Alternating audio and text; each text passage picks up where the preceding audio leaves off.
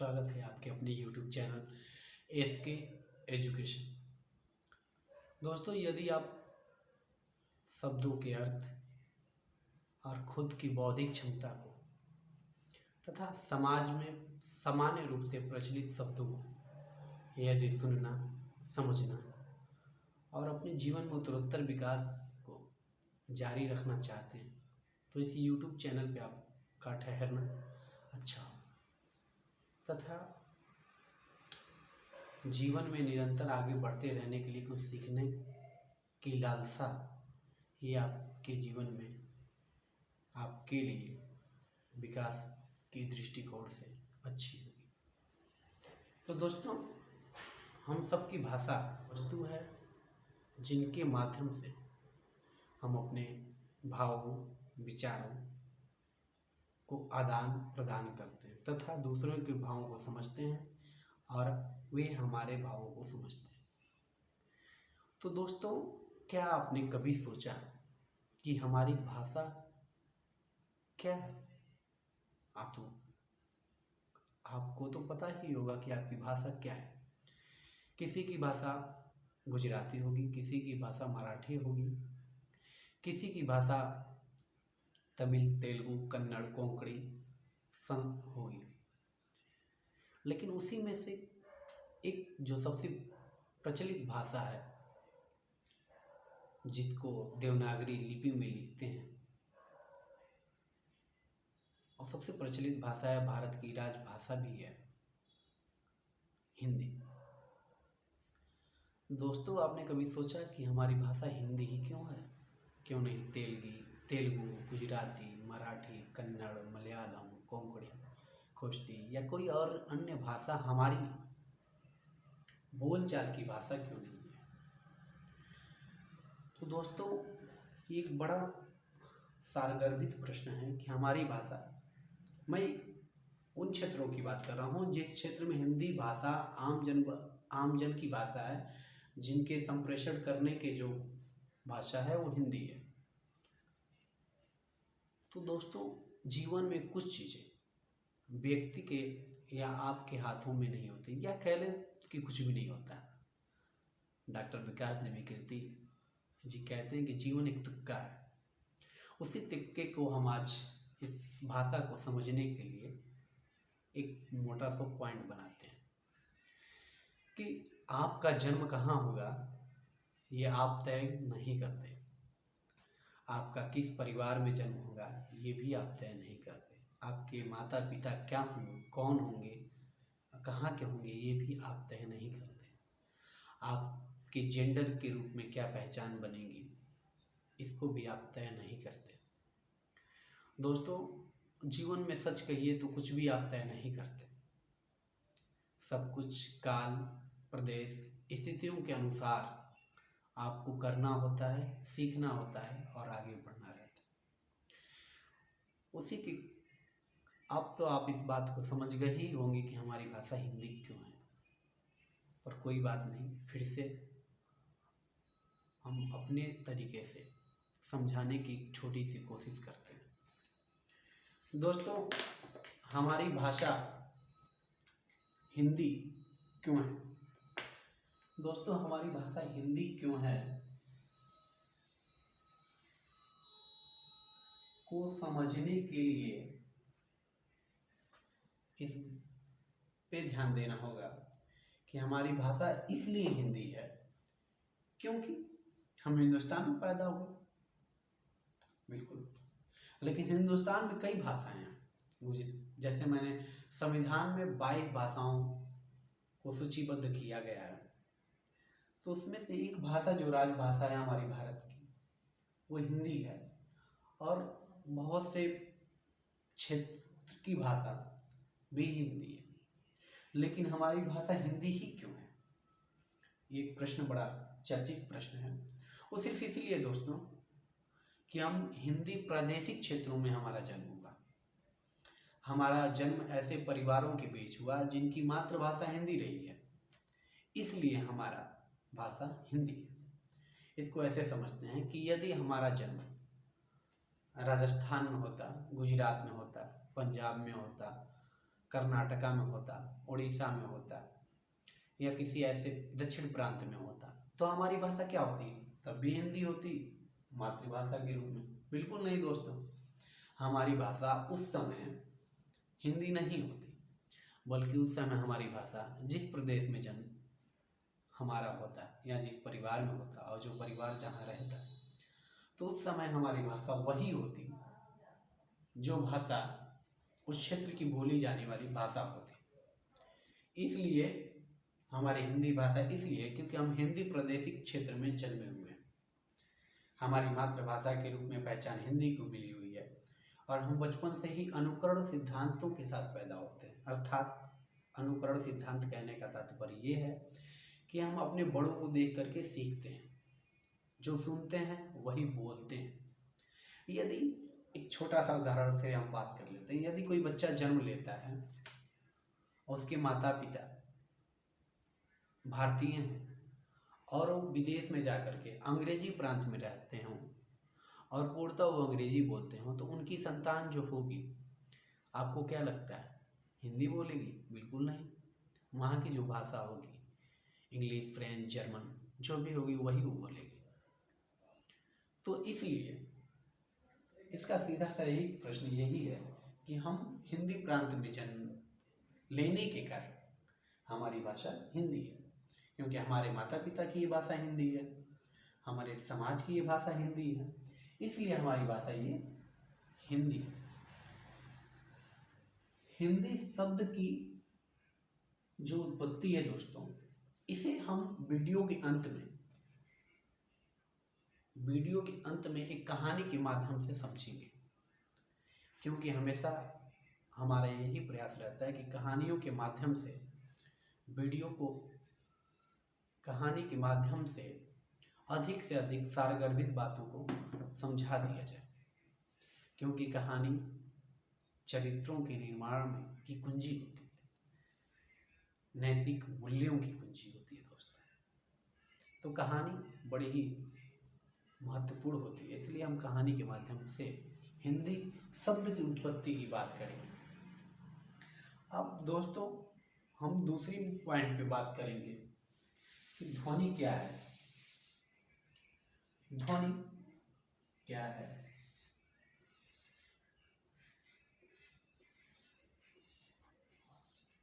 ध्वनि दोस्तों, एक बात तो आपने देखा ही होगा कि जैसे आप हमारी ध्वनि को सुन रहे हैं, देख तो रहे हैं आप हमें, हमारे संकेतों को, लेकिन ध्वनि को सुन रहे हैं दोस्तों, हमारी ध्वनि को सुन रहे हैं। अथवा इसको ऐसे समझने की कोशिश करते हैं कि यदि मैं कुछ बोलूं ही ना और चुपचाप,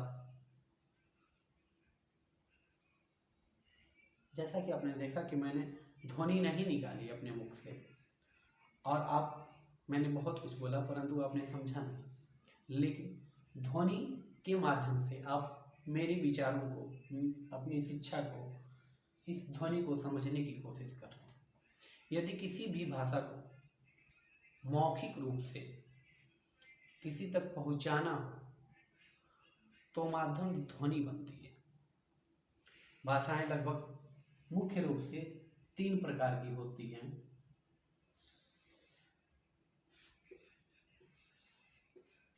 मुख्य रूप से भाषाओं के जो मुख्य रूप हैं वो 3 ही हैं, बाकी अन्य एक दूसरे के परिवर्तित रूप हैं दोस्तों। पहली मौखिक भाषा, लेकिन पहली मौखिक नहीं आती है। प्रथम नंबर पे दोस्तों जो भाषा की उत्पत्ति, दोस्तों हम अगली वीडियो में भाषा की उत्पत्ति बात करेंगे, परंतु एक बात आगे है तो थोड़ा सा जिक्र कर लेते हैं। भाषा की उत्पत्ति में विद्वानों के अनेक भिन्न भिन्न मत हैं। उन सभी मतों को पढ़ने के बाद एक विचार निकलता है। वो विचार यही होता है कि पहले संकेत हुआ करते थे, जैसे कि आज भी हम संकेतों के ही सहारे लेते हैं, लेकिन पहले संकेत हुआ करते थे। उन संकेतों में से लोगों ने संकेतों के माध्यम से अपने विचारों को आदान प्रदान करते थे। आज भी आप सभी ने देखा हो कि वाहन चलाते समय कोई ट्रैफिक पुलिस या कोई भी व्यक्ति हमें खड़ा होकर ये नहीं बताता है कि सामने पेट्रोल पंप है या फिर सामने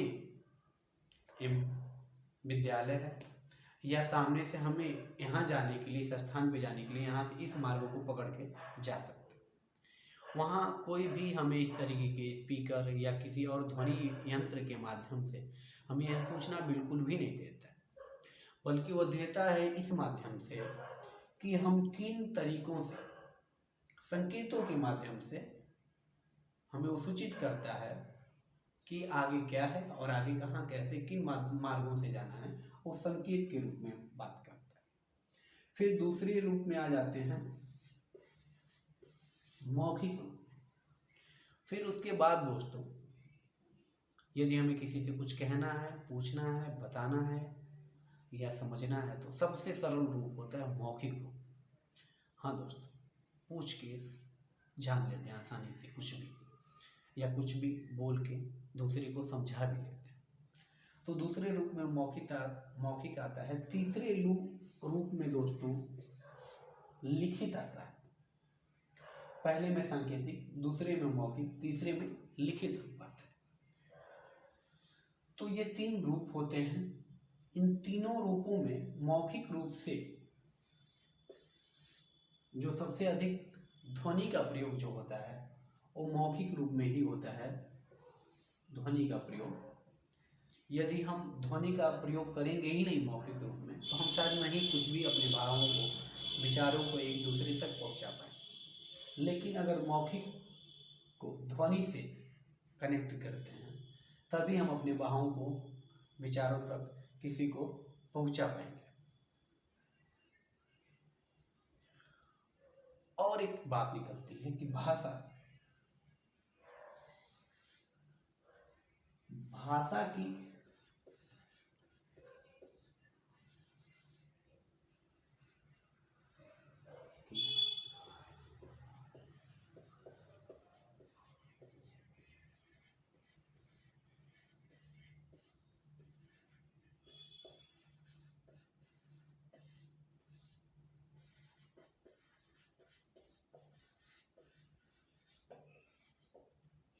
एक प्रश्न आता है आप सभी को ऑब्जेक्टिव प्रश्न के रूप में कि भाषा की सबसे छोटी इकाई कौन सी है।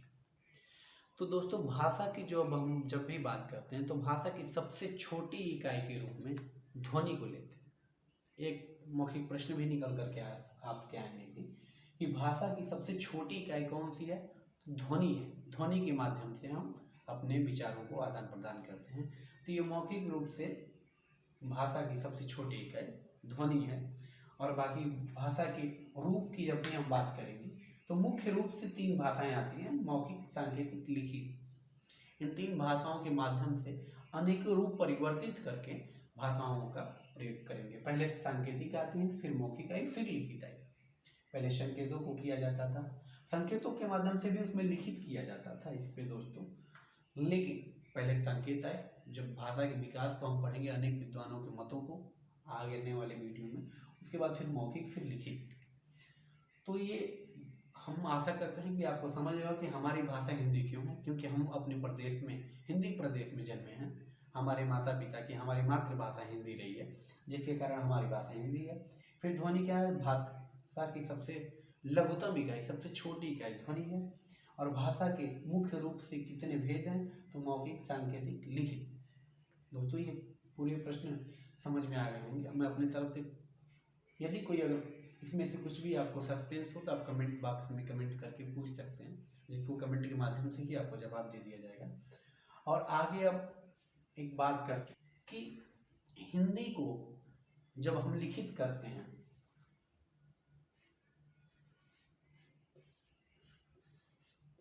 लिपि, दोस्तों अब हम लिपि पे चर्चा करेंगे कि लिपि क्या है, लिपि किसे कहते हैं। हिंदी में लिपि किस लिपि के अंतर्गत आती है? दोस्तों, भाषा और लिपि दो चीजें हैं।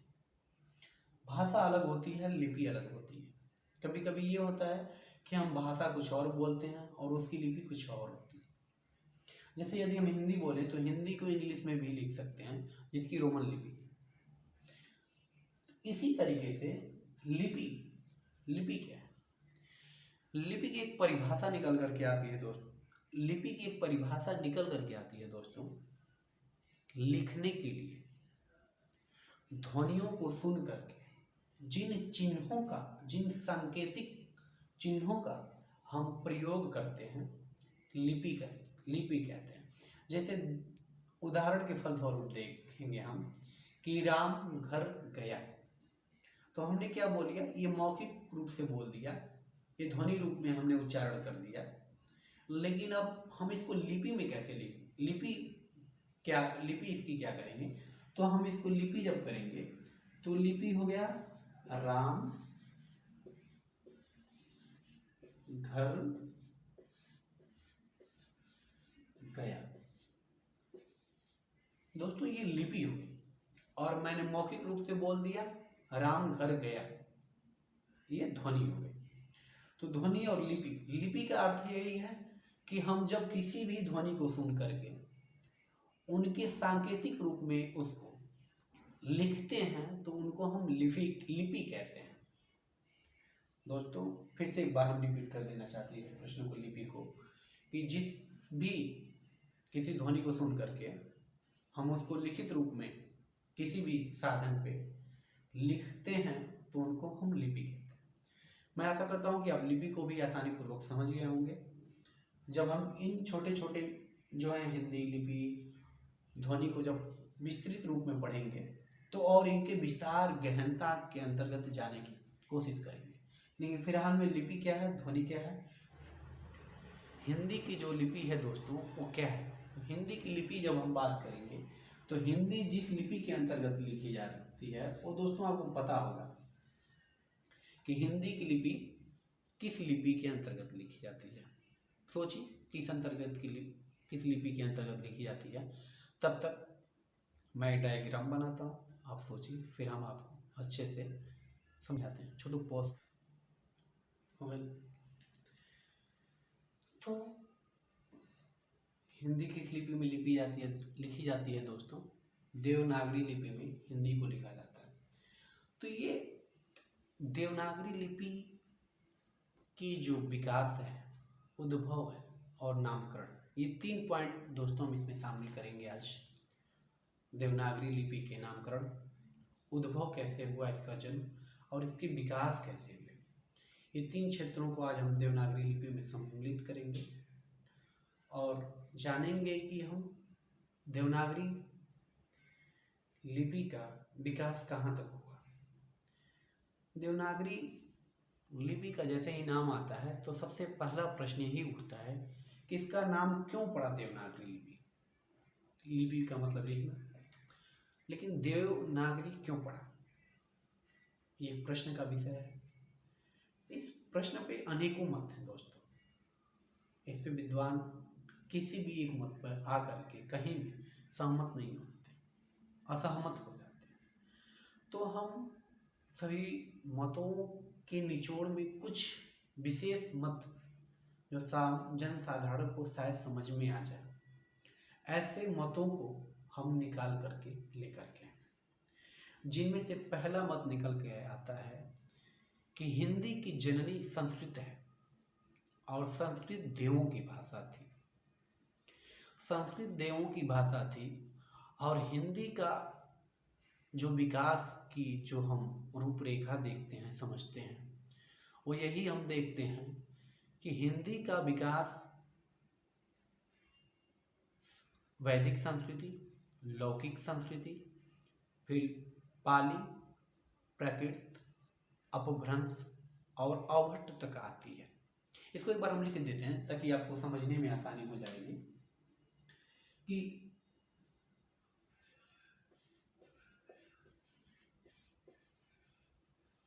वैदिक संस्कृत की जो क्षेत्रीय भाषा थी, जैसे होता है ना उच्च क्लासिकल लैंग्वेज, यानी जो उच्च वर्ग की भाषाएं होती हैं, उसके एक सरलतम रूप ग्रामीण क्षेत्रों में देखने को मिलता है। हालांकि इस पर विद्वानों में मतभेद है, लेकिन फिर भी कुछ विद्वान इस पर सहमत भी होते हैं कि अपभ्रंश का जो बिगड़ा हुआ कह सकते हैं या फिर हल्का रूप उसको अवहट कह देते हैं दोस्तों, अवहट।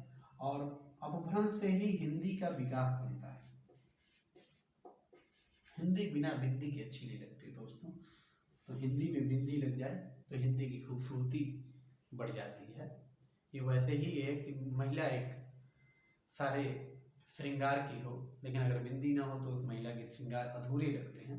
उसी तरीके से हमारी हिंदी भी यदि बिंदी लग जाती है दोस्तों तो इसकी सुंदरता में थोड़ी सी प्रतिशत बढ़ जाते हैं।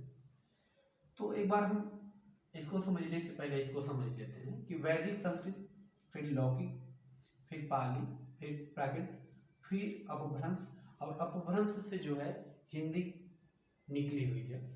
दोस्तों एक प्रश्न निकल करके आता है इस पे कि हिंदी का जन्म किस भाषा से हुआ। तो हिंदी की जो भाषा का जन्म है वो संस्कृत से हुआ है दोस्तों। जब यदि प्रश्न में आपको आ जाए कि हिंदी किस भाषा से जन्म हुआ है तो हम वहां पर जब भी टिक लगाएंगे तो संस्कृत पे लगाएंगे। लेकिन वहीं अगर प्रश्न का रूप बदलता है और ये पूछता है कि हिंदी किस भाषा से विकास हुआ है, हिंदी का विकास किस भाषा से हुआ है, तो वहाँ पे हम लगाएंगे दोस्तों टिक के रूप में या लिखित रूप में अपभ्रंश को लगाएंगे, अवहट नहीं लगाएंगे, अपभ्रंश लगाएंगे। हिंदी का विकास अपभ्रंश से हुआ और जन्म संस्कृत से हुआ है। तो ये समझ में आ गई होगी आपको ये हिंदी भाषा के विकास और जन्म दोनों की बातें कि जन्म संस्कृत से हुआ, विकास अपभ्रंश से हुआ। तो यहाँ हम लिपि पे आते हैं कि लिपि जो है ब्राह्मणी लिपि, जो भारतीय लिपि है ब्राह्मणी लिपि से उत्पन्न हुई है। ब्राह्मणी लिपि को दो लिपियों में हम बांटते हैं, शैलियों में, उत्तर शैली तथा दक्षिण शैली। दक्षिण शैली से हमारी भाषा कहीं निकलती नहीं है तो उत्तर शैली में आते हैं। उत्तर शैली का जो समय 350 ईस्वी तक रहा है। फिर आती है गुप्त लिपि, ये उत्तर लिपि में ही आती है क्योंकि उत्तर देख सकते हैं ये उत्तरी लिपि का सारा ये मामला है। यहाँ पे ये सब उत्तर लिपि का मामला है, यहाँ पे नक्शे के तौर पे देख सकते हैं ये सब आप। तो ये उत्तर लिपि के अंतर्गत आती है। उसमें आती है गुप्त लिपि जो 4 से 5वीं शताब्दी तक रही है और इस वक्त गुप्त वंश का काल रहा, तो ये गुप्त लिपि भी कही गई। उसके बाद सिद्ध मातृका लिपि या कुटिल लिपि।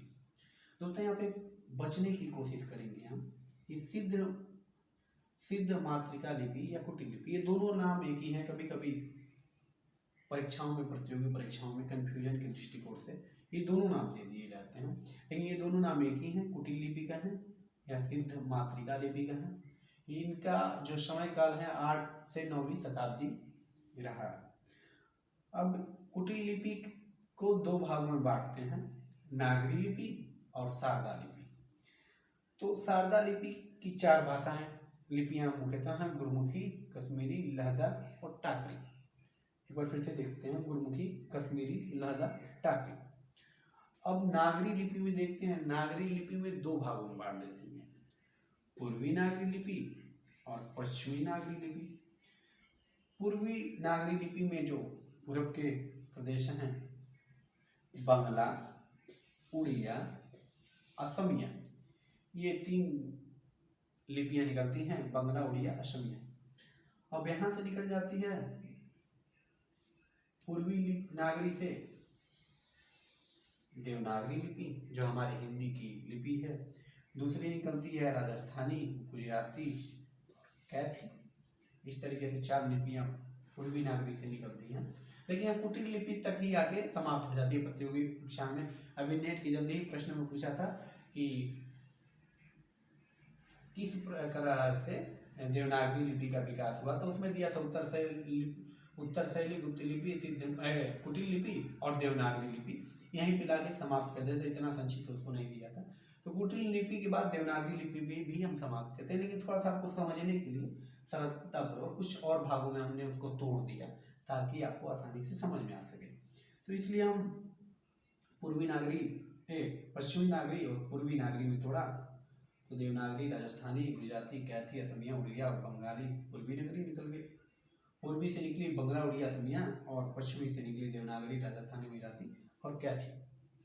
तो इस तरीके से आप आसानी से समझने की कोशिश किए होंगे और मैं अपनी तरफ से पूरी कोशिश की कि आप पूरा ये समझ जाएं कि देवनागरी लिपि का उद्भव और विकास कैसे हुआ। ब्राह्मणी लिपि से निकली दो लिपियाँ, शैलियाँ, उत्तर शैली और दक्षिण शैली। उत्तर शैली में गुप्त लिपि, सिद्ध मातृका लिपि या कुटी लिपि, दोनों एक ही हैं दोस्तों, ध्यान रखिएगा। पेपर में अक्सर कंफ्यूज करने के लिए ऐसे दोनों नाम दे दिए जाते हैं, लेकिन सिद्ध मातृका लिपि या कुटी लिपि। उसके बाद आती है कुटी लिपि में देख लेते हैं नागरी लिपि और शारदा लिपि। यहीं तक आगे छोड़ दिया जाता है दोस्तों, लेकिन मैंने समझाने के लिए इतने दो और भागों में बांट दिया।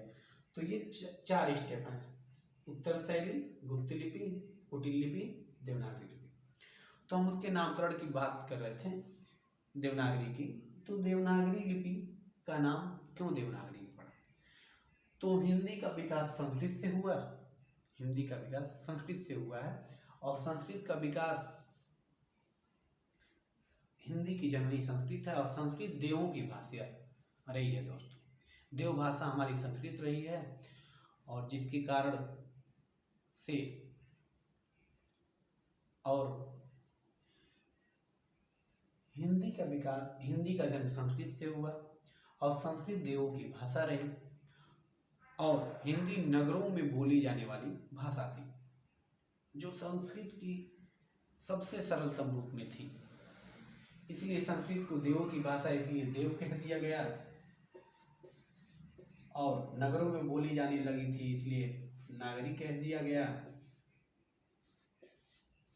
इसलिए इसका नाम देवनागरी पड़ा। ये एक मत है दोस्तों, ये इसका स्पष्ट जवाब नहीं है। लिखित तौर पे ये सारी बातें हम लिख सकते हैं अपनी प्रतियोगी या सामान्य परीक्षाओं की दृष्टिकोण से कि हमारी देवनागरी लिपि क्यों कहा गया। इसमें से दूसरा एक मत जो निकल करके आता है वो आता है दोस्तों गुजरात से। गुजरात के नागर ब्राह्मणों के द्वारा अत्यधिक रूप से प्रयोग में लाए जाने के कारण, गुजरात के नागर ब्राह्मणों के द्वारा इसका अधिक प्रयोग करने के कारण इसका नाम देवनागरी पड़ा। गुजरात की इसकी कहानी है संक्षिप्त, किसी अगली वीडियो में फिर से हम उस कहानी को, क्योंकि हर एक वीडियो में हम अंतिम कहानी सुनाएंगे जिनके माध्यम से आप आसानी से समझने की कोशिश कर सकते हैं। तो गुजरात के नागर ब्राह्मणों की अधिक भाषा बोली जाती थी, लिखी जाती थी, जिसके कारण देवनागरी नाम इसका पड़ा। एक ये भी एक मत है। उसमें तीसरा एक सबसे कुछ ऐतिहासिक दृष्टिकोण से मत निकल करके आता है दोस्तों। इसको मैं चाहता हूँ मिटा दें आप अगर नोट डाउन कर लिए तो। फिर से हम तीसरे पक्ष को देखते हैं कि देवनागरी नाम क्यों पड़ा। तो उसमें से आता है पाटलिपुत्र को पहले नागर या नगर या नगरी कहते थे और चंद्रगुप्त द्वितीय को देव कहा जाता था। चंद्रगुप्त द्वितीय को देव कहा जाता था। इस आधार पर भी देवनागरी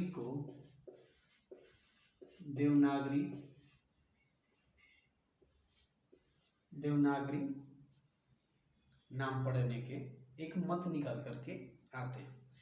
दूसरा बनारस से जुड़ा हुआ एक विश्व ऐतिहासिक बात भी निकल के आती थी। पहले के विद्वान जब भी कहते थे एक बड़ी बड़ी चतुर्भुज आकृतियां बनाया करते थे। उन चतुर्भुज आकृतियों को हम देखते हैं तो जिनके कारण देव की नगरी होने के नाते, देव अर्थात शिव की नगरी होने के नाते देव, और वो देवनागरी पूरा वो नगर था ऐसा विद्वानों का, पंडितों का, इसलिए भी एक नाम मत निकल कर आता है कि देवनागरी। दोस्तों इस पे किसी भी विद्वानों की, तो इस तरीके से देवनागरी लिपि पड़ा। अब मैं आशा करता हूँ कि आप सभी लोग इसे समझ गए होंगे। यदि कोई भी प्रश्न दोस्तों आपको इसमें नहीं समझ में आया हो तो वीडियो के कमेंट में अपने प्रश्न छोड़ दीजिएगा, हमारी पूरी टीम की ये पूरी कोशिश होगी कि आपको उसका जवाब कमेंट बॉक्स के माध्यम से दे दिया जाए।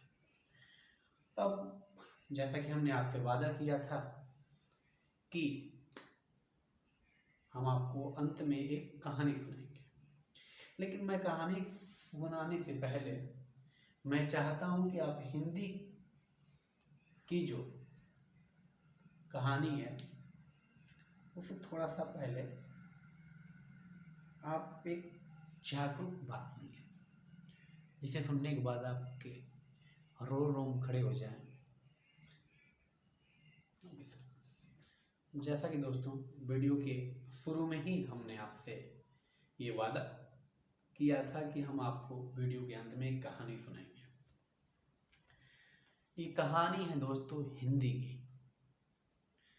ये कहानी है दोस्तों हिंदुस्तान की, ये कहानी है दोस्तों ईरान की। आप ये सोचने लगे होंगे कि हिंदू हिंदुस्तान तो समझ में आता है, ये ईरान कहाँ से है। तो ये कहानी है 400 550 ईसा पूर्व के आसपास की दोस्तों, कि जब भारत अखंड भारत हुआ करता था, तब उस समय ईरानियों ने भारत पे आक्रमण किया। जो ये हिस्सा है पूरा पाकिस्तान अफगानिस्तान का, यहाँ एक नदी बहती थी, जो नदी सिंधु नदी थी।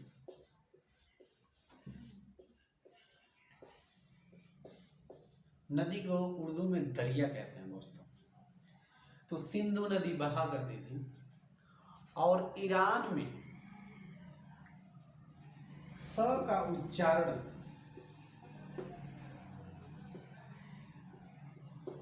ह होता है। तो ईरान और पहले की आबादी, पहले की मानवता नदियों के किनारे पनपती थी, जन्मती थी, विकास होता। तो नदियों के किनारे जब ईरानी आए और सिंधु नदी को जब उनको पार करना पड़ा, और जब सिंधु नदी का नाम सुना उन्होंने, तो उन्होंने अपने मुख से सिंधु बोला। सुना होगा दोस्तों आपने कि सिंधु बोला, लेकिन चूंकि ईरान में स को ह उच्चारण होता है, तो इस कारणवश सिंधु ना होकर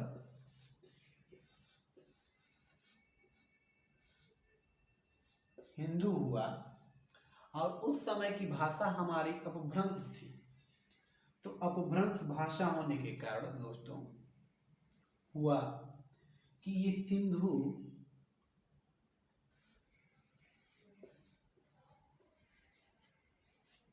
हिंदू में परिवर्तित हो गया। दोस्तों ये सिंधु हिंदू में परिवर्तित हुआ और हिंदुओं की भाषा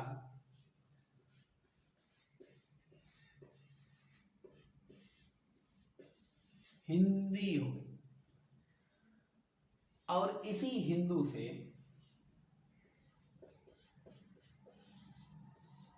हिंदुस्तान शब्द का भी निर्माण हुआ। तो ये छोटी सी कहानी सारगर्भित कि हिंदी शब्द, हिंदू शब्द जिसे आज बड़ी चर्चा में बना रहता है, हिंदू, हिंदुस्तान और हिंदी का जन्म शाब्दिक रूप से कैसे हुआ, शब्दों का जन्म कैसे हुआ, कि सिंधु नदी के नाम से हिंदुस्तान पड़ा। केबीसी कौन बनेगा करोड़पति में अमिताभ बच्चन ने एक बालक से, अरुणोदय नाम के, उससे पूछा कि भाई किस नदी के नाम पे भारत का नाम हिंदुस्तान पड़ा है, तो उसने बच्चा बड़े उछलते हुए बोला कि सिंधु नदी के नाम पे। तो यही तर्क थे कि स का उच्चारण ह होता है और ह को हिंदू हुआ, हिंदू से अपभ्रंश के कारण हिंदू हुआ और हिंदू से हिंदुस्तान बना और हिंदू की भाषा हिंदी हुई, इसलिए हिंदी का हमारा दोस्तों जन्म हो गया। तो यदि दोस्तों ये बातें आपको समझ में आ गई होंगी तो अच्छा है, नहीं समझ में आई होगी तो क्षमा चाहते हैं। जो ना समझ में आए उससे कमेंट करिएगा, पूरी कोशिश की जाएगी हमारी टीम और हमारे पूरे स्टाफ की तरफ से आपको समझाने की। और इस पर एक छोटा सा प्रश्न आप लेते जाइए कि बताने की कोशिश करिए कि हिंदी जो हमारी भाषा है वो कौन सी भाषा है करके आती है। जैसे में देशज,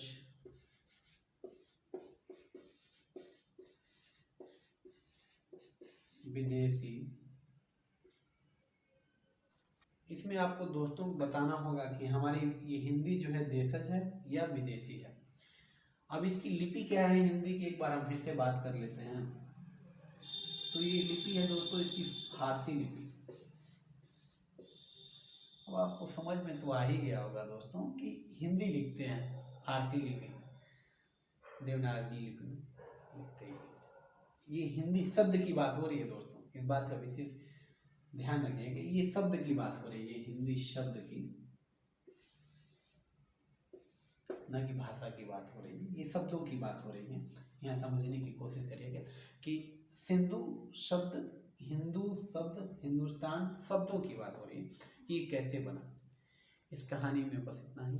कहानी अच्छी लगी तो अच्छा। नमस्कार दोस्तों, थैंक यू, धन्यवाद।